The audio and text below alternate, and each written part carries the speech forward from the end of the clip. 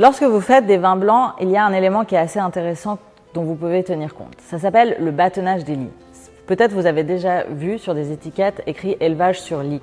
Donc si vous avez votre contenant, que ce soit une barrique ou une cuve, vous pouvez faire des élevages sur lit.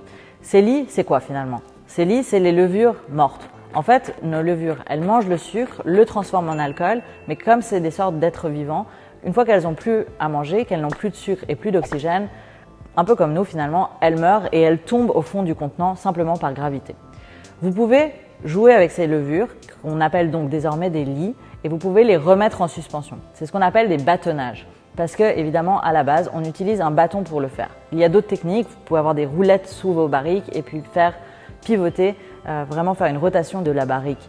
Mais l'idée, c'est vraiment de prendre ce bâton, le mettre à l'intérieur de votre contenant, prenons le cas d'une barrique, et bâtonner cette barrique. Ça va vraiment remettre en suspension toutes ces lies. Elles vont en quelque sorte se casser, se dégrader dans le vin et elles vont libérer des manoprotéines, mais surtout elles vont donner vraiment une texture onctueuse au vin et faire ce qu'on appelle un petit peu l'autolyse des lies, donc donner des arômes de brioche, de pâtisserie qui seront très intéressantes et qui de nouveau sur des cépages relativement peu aromatiques, assez neutres comme du chardonnay, ça va vous donner vraiment encore plus de complexité aromatique, donc un vin un peu plus intéressant car il aura plus de parfum.